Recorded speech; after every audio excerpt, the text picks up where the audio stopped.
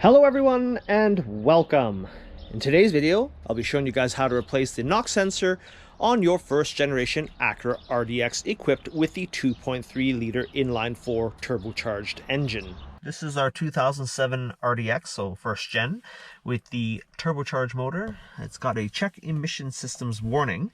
So I've taken the liberty of pre-plugging in my diagnostic connector into the OBD2 port and then plugging on and then turning on the ignition, and it's pulled the code P0325, which is the NOx sensing circuit.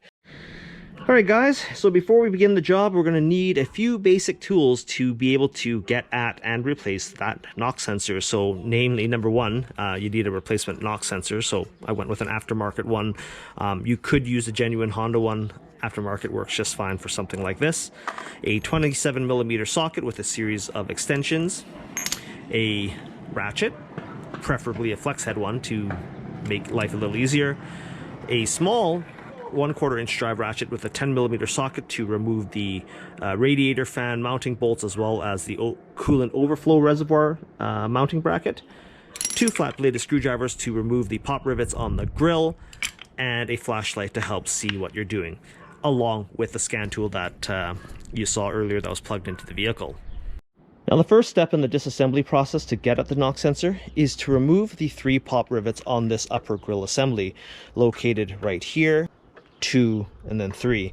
And to get these out, you just simply put your screwdriver underneath the pop rivet and just gently twist and pry up, using 2 sometimes if the rivet is stubborn. So we're going to pop these clips out like this. 1, 2, 3. We can also remove the little pop rivet that holds the overflow tank to the bracket. I've pre-popped that out, so that'll just come out. Remove the coolant reservoir by pulling the hose away from the nipple by the radiator cap, and then unclipping the hose from the fan shroud and pulling straight up on the reservoir. I can just peel this up, exposing those 2 bolts. Undo the bolt, securing the coolant reservoir bracket.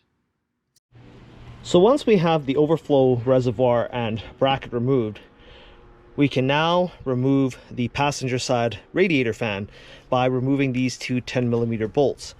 Now on the bottom, the fan is just held in with sort of little fingers on each side of the fan, so there's no screws to remove, which is really good. And the other thing you have to do is reach down into the engine bay on the side of the fan there, if you guys can see that, and there's a gray connector that needs to be unplugged, and you can simply do that by pressing on the little tab and pulling the connector apart.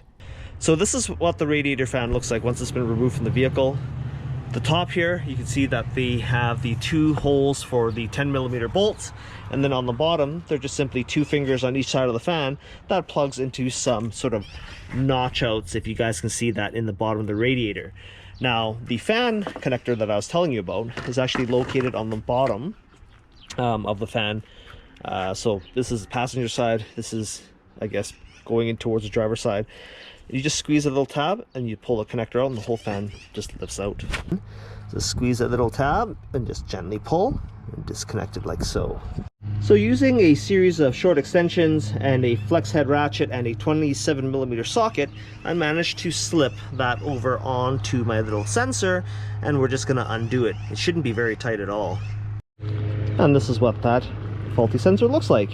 Since there is so much room at the front of the engine bay, we're going to take our new NOx sensor and thread it into the engine block by hand first. Using a 27mm socket on your ratchet, just hand snug the sensor to the engine block. It does not need to be very tight since there's no fluid or pressure on the sensor. Reattach the 1-pin connector until it snaps into place. Reinstall the fan by lining up the little fingers on the fan unit, and then carefully lowering it down onto the little supports on the radiator. Finger tighten the screws. They don't need to be very tight at all. And then reattach the fan's electrical connector at the bottom. Reinstall the overflow reservoir bracket.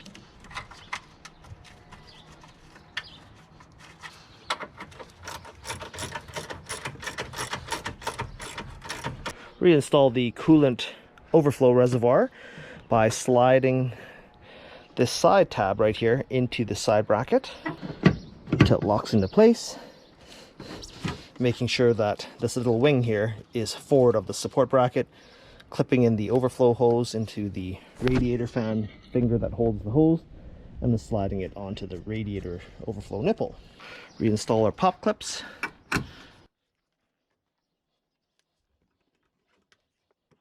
Now that we've replaced our sensor, our scan tool is still hooked up to our vehicle, we're going to turn the ignition to run.